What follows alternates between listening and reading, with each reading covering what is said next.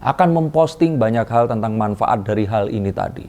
Tapi untuk member yang belum pernah merasakan mendapatkan WD dari uang yang dimasukkannya, mereka akan jadi beringat.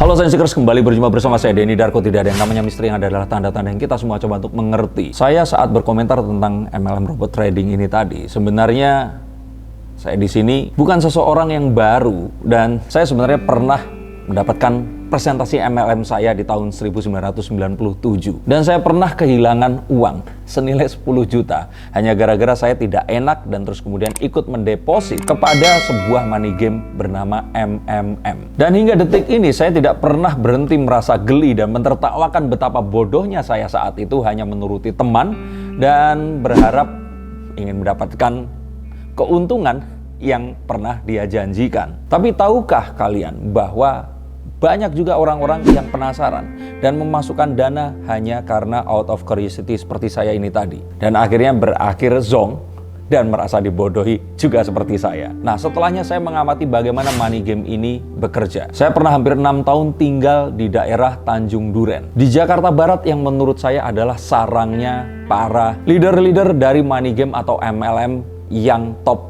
yang ada di Indonesia ini. Bahkan saya pernah dipresentasi oleh seorang petinggi money game yang saat itu akhirnya masuk penjara, tapi entah kenapa rekannya malah menjadi leader di salah satu money game robot trading yang ada saat ini. Nah, saat ini MLM robot trading sedang dibekukan. Regulasi sedang dibenahi dan saya melihat ada skenario mengerikan yang akan terjadi di sini. Pastikan kalian nonton sampai selesai agar kalian tahu dan terhindar dari hal seperti ini sampai kapanpun nanti. Dengan apa yang terjadi saat ini, apa yang akan terjadi nanti? Akankah saat regulasi itu tadi sudah diciptakan dan mereka sudah diizinkan untuk trading lagi, akankah ini masih akan berlanjut? Kalau saya bilang tidak, karena apa yang difikirkan ternyata berbeda dengan kenyataannya. Semua tidak akan sama lagi. Ras besar-besaran ini pasti akan ada karena trust yang hilang dan masyarakat yang terlibat di sini ingin cari aman secepat mungkin. Sehingga WD massal ini pasti akan terjadi. Tapi bukankah jika ternyata mereka menuruti regulasi,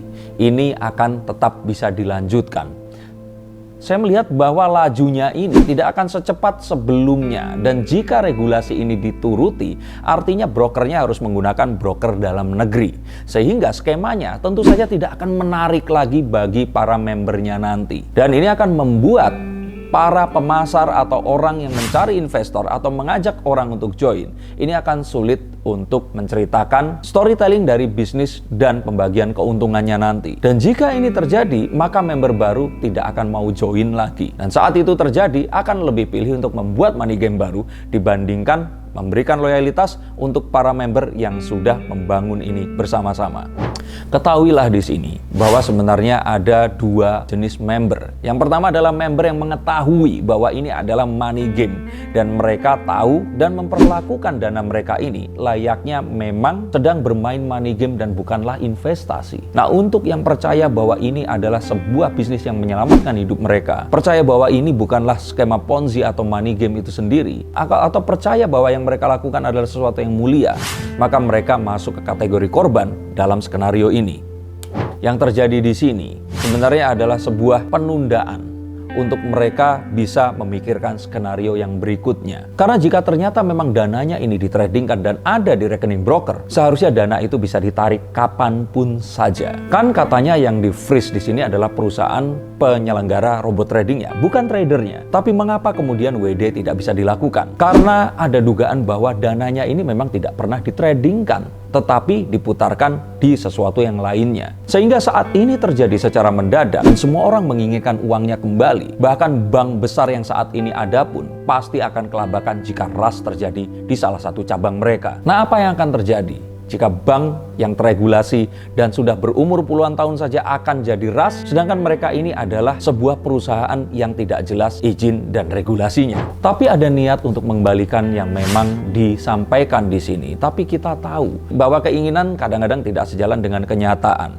Dan kita juga tahu juga bahwa bisa saja ini adalah sebuah cara untuk menenangkan orang-orang yang berusaha untuk menarik apa yang seharusnya menjadi hak mereka. Dan kalaupun ini bisa dikembalikan, saya pikir asetnya tidak akan cukup. Karena member yang sudah ratusan ribu atau mungkin lebih atau kurang dari angka itu tadi perlu untuk dibuat tenang, dan tentu saja penarikan dana tidak akan bisa dilakukan secara sekaligus dalam hitungan hari. Maka jika memang itu terjadi, tentu saja di sini kita tahu bahwa dalam setiap lini dalam kehidupan ada kelas-kelasnya. Dari nonton konser, naik pesawat atau alat transportasi, kita selalu mendapatkan pengkelasan berdasarkan uang yang kita bayarkan. Dan jika memang exit strategy ini akan terjadi, tentu saja perusahaan akan lebih memilih untuk mengutamakan orang-orang dengan investasi yang lebih besar. Dan untuk kalian yang invest di bawah 100 juta, bisa ucapkan selamat tinggal kepada uang yang kalian tanamkan. Dan apalagi hal mengerikan yang saya lihat di sini, dari exit strategy yang akan dilakukan ini, kita lihat bahwa hal ini sebenarnya tidak perlu terjadi. Tetapi viral media yang saat ini benar-benar dapat merubah satu hal yang besar sekalipun. Bahkan kita tahu revolusi yang ada di Mesir, itu juga terjadi karena revolusi sosial media yang ada. Ini membuat hal yang dulu mungkin tidak bisa dirumorkan atau viralkan secara besar-besaran, ini bisa terjadi di saat ini, dan reputasi yang sudah dibangun sekian lama ini runtuh dalam hitungan detik saja. Viral media ini timbulkan gelombang apatis untuk para user dan membernya, dan chaos besar-besaran ini pasti akan terjadi saat para leader ini akan dikejar oleh para down lainnya, meminta uangnya kembali. Saya ingat pernah punya teman yang kehilangan temannya yang melarikan diri dari rumahnya karena scam dari sebuah money game yang diikuti, dan member di bawahnya ini menagih uang yang jumlahnya lebih besar bahkan dari semua aset yang dimilikinya. Sehingga orang-orang yang sudah masuk duluan mendapatkan balik modal dan cuan atau keuntungan dari usahanya ini tadi akan memposting banyak hal tentang manfaat dari hal ini tadi.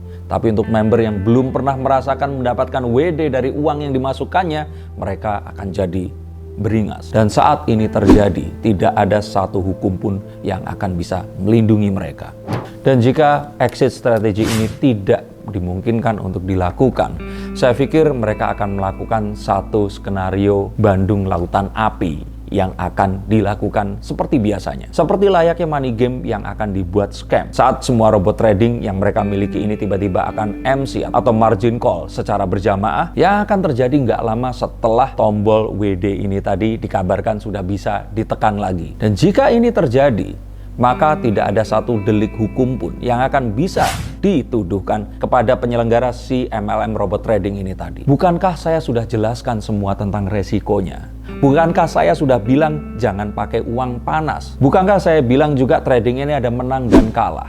Dan tiba-tiba mereka lupa tentang janji keuntungan setiap bulan yang fix. Mereka lupa tentang semua regulasi yang sudah dibereskan saat kalian belum join di MLM robot trading ini. Dan tiba-tiba senyuman saat mereka datang dan meminta kalian untuk deposit sebagai tanda jadi untuk bergabung di dalam skema investasi yang konon katanya sudah merubah hidup banyak orang ini tadi, tiba-tiba menjadi hilang. Bahkan mereka tidak akan bisa dihubungi lagi. Beberapa bahkan pindah kota dan merubah identitas. Dan saat ini terjadi, saya lihat bahwa semua orang akan kebingungan. Semua orang nggak tahu harus pergi kemana.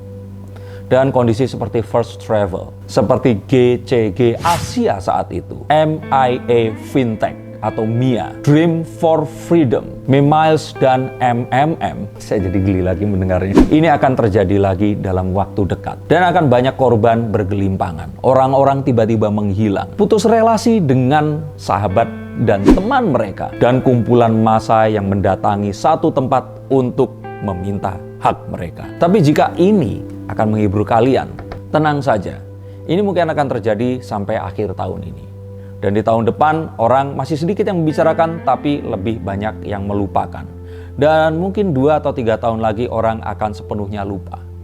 Dan money game yang baru, berembel teknologi, dan investasi terkini di saat nanti. Akankah itu berbau cryptocurrency, NFT, blockchain, atau apapun yang akan ada di zamannya nanti? Itu akan datang. Dan kalian akan dipresentasikan, dijanjikan iming-iming kepastian, keuntungan, dan apa yang kalian ingat tiba-tiba kalian sudah mendeposit uang kalian di money game itu tadi. Maka sadarlah, karena hanya keledai yang akan jatuh di lubang yang sama. Terima kasih, sampai jumpa, dan salam.